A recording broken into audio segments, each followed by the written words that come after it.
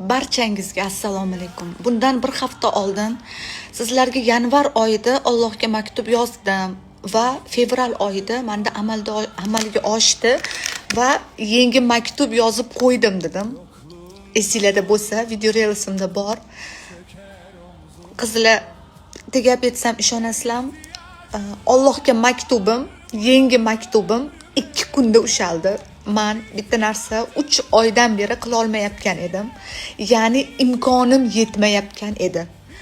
Albatta, keyingi video relsimda 3 kunda Alloh maktubim yetib borgani va o'sha narsaga erishganim nima ekanligini qo'yaman.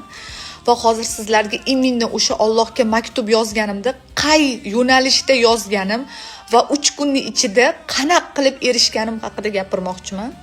Qizlar, qaranglar, Allohga maktub yozayotganinglarda birinchi bo'lib yo Rabbim so'zini 4 marta yozishinglar kerak. Yo Rabbim so'zini.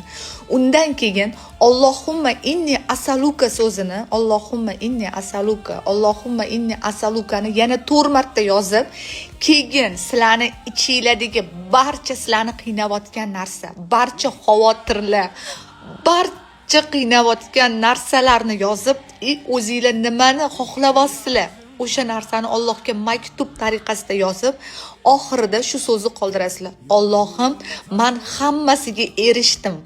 Sendan minnatdorman. Senga shukr keltiraman va iymon keltiraman. Allohim, barchasi uchun shukrona bildiraman.